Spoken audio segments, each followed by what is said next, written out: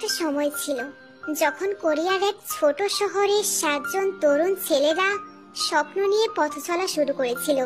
তাদের চোখে ছিল আগুন, মনে ছিল জেদ, আর হৃদয়ে ছিল সঙ্গীতের প্রতি ভালোবাসা।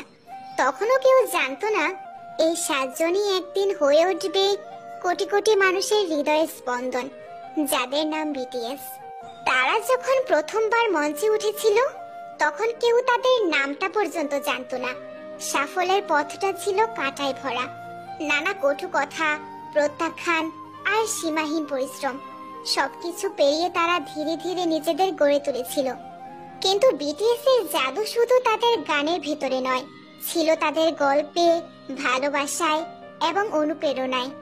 একটা সময় ছিল যখন তাদের কাছে ছিল না বিশাল কোম্পানির সাপোর্ট, ছিল না মিডিয়ার আলো, ছিল শুধু একটা জেদ, নিজের গল্পটা পৃথিবীকে শোনাতে হবে।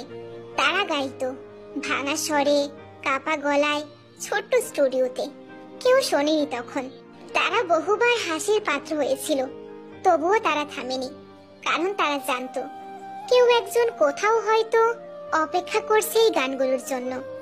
বছর গেল, মঞ্চ বদলালো, ভিড় বাড়লো, আলো ঝলমলে হলো, কিন্তু 7টি হৃদয় ঠিক আগের মতোই রয়ে গেল, বিনয়ী, সত্য আর স্পর্শকাতর। মানুষ বিটিএসকে ভালোবাসে কারণ তারা নিছক তারকা নয়, তারা নিজেদের ভাঙাচোরা গল্প সবার সঙ্গে ভাগ করে নেয়।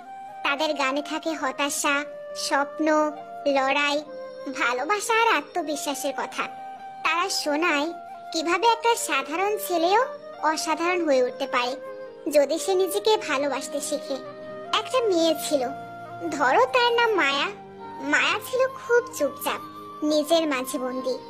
একদিন সে হঠাৎ করে ইউটিউবে বিটিএস এর একটা গান শোনে। গানটার নাম ছিল ম্যাজিক শপ।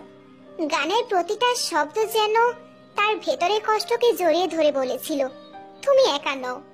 সেই থেকেই মায়া বুঝে ফেললো বিটিএস শুধু গান গায় না, তারা অনুভবও করায়। এমন কোটি কোটি মায়া আছে সারা দুনিয়া জুড়ে, যারা বিটিএস এর গানে খুঁজে পায় সাহস, ভালোবাসা আর নিজেকে গ্রহণ করার শক্তি। আর তাই বিটিএস কে মানুষ ভালোবাসে, কারণ তারা শুধুই তারকা নয়, তারা বন্ধুর মতো, ভাইয়ের মতো, একটি আশ্রয়ের মতো। আচ্ছা, মানুষ কেন বিটিএস কে ভালোবাসে? কারণ তারা সত্যি, কারণ তারা তারার মতো উঁচুতে থেকেও মাটির গন্ধ ভুলে যায়নি, কারণ তারা বলেছে নিজেকে ভালোবাসো যখন পৃথিবী বলছিল তুমি যথেষ্ট নও, কারণ তারা শুধু গানই শোনায় না, তারা বুকের ব্যথা বোঝে।